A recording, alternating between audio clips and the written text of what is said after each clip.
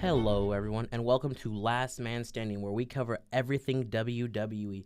I am your host, Michael Pleasant. Let's get right into things today. We'll be covering the Elimination Chamber and the biggest three matches. The first match on the card that I think is going to be great is Asuka versus Nia Jax. This match is to see if Nia Jax wins. She will be added into whatever match Asuka picks at WrestleMania, the Raw Women's Championship most likely. It'll be a triple threat at WrestleMania if Nia Jax wins. But Asuka's undefeated. There is no way that they make her lose her streak at a B-show pay-per-view against Nia Jax. We've already seen Asuka beat Nia Jax once. So it's highly unlikely that Nia Jax just comes out of nowhere and breaks the streak. WWE really backed themselves into a corner on this one, I'm not going to lie. If they make Asuka lose her streak, what was the point of building it up? I thought, if anything, you have her lose it at WrestleMania to someone like Sasha Banks if she wins the Chamber, that we'll get into later on that. But if she loses her streak, it has to be at the biggest pay-per-view, WrestleMania. You can't build her streak up to have it get beaten by Nia Jax, who she's proven that she can get beat already. And it actually makes me nervous because this last week's Raw, they made Nia Jax look very strong against Asuka. No one can beat Asuka. Who's ready for Asuka? Apparently Nia Jax is.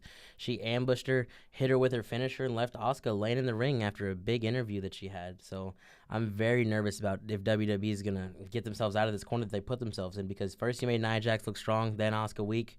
Is she going to lose the streak?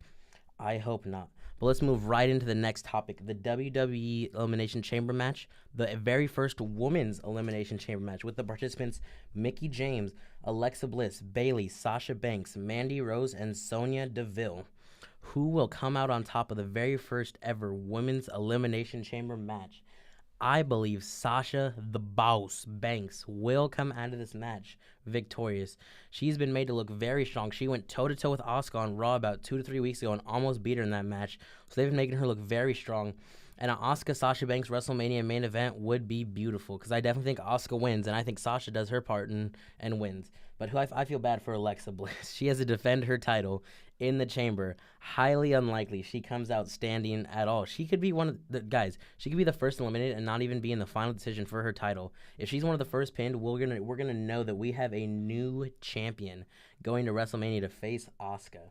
But I'm curious if Sasha has a heel turn in the Chamber against Bayley. They've recently been feuding on Twitter as of late, so I don't know how that plays out. But I'm curious if Mandy Rose and Sonya Deville will both be in the Chamber at the same time as in the match, because though they could get their clique going and just destroy it and win the Chamber, then have those two fight it out. There's no way WWE lets that happen. But I think the boss, Sasha Banks, easily takes, not easily, but it's the Chamber, but she definitely wins. She'll control the match. She'll have minimum 2 to 3 eliminations with the Banks statement. So I'd definitely like to see Sasha Banks winning. Let's get into the next topic, the men's Elimination Chamber, folks. This one is stacked.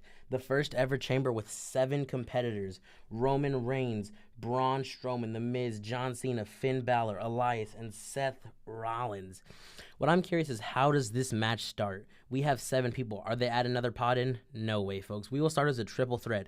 We already know Miz is going first in that match. And I believe WWE makes Seth Rollins and Finn Balor go second and third right behind him, start a triple threat. Since they had to fight their way in to get in the Chamber, they have to start out just first, just like The Miz.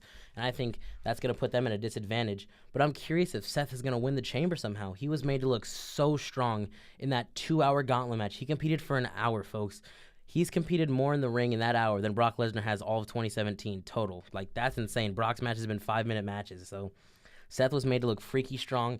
I don't know if he's going to pull it out. I hope he doesn't. I'm not going to lie, because we all know who's going to win. The big dog, the guy, Roman Reigns. There is no way that he doesn't win. They've been building Roman versus Brock since WrestleMania, since Brock beat Goldberg.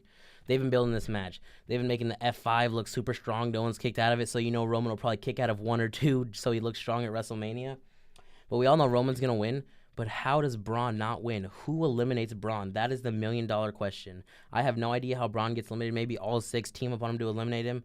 But that would be definitely very interesting who eliminates Braun. But we know the big dog's coming out on top.